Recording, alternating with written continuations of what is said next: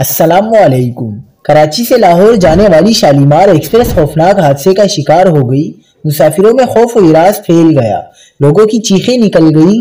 کیا آپ حالات حاضرہ سے آگاہی حاصل کرنا چاہتے ہیں؟ خبر کے پیچھے چھپے اصل حقائق جاننا چاہتے ہیں تو ابھی سبسکرائب کیجئے جلمل پاکستان کو اور ساتھ ہی گھنٹی کے نشان پر کلک کر دیں۔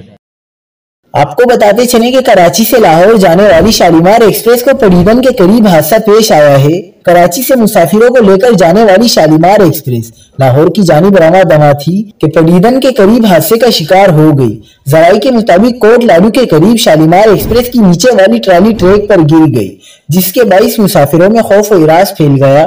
شالیمار ایکسپریس کو فوری روک دیا گیا اور کوچ کو علیحدہ کیا گیا۔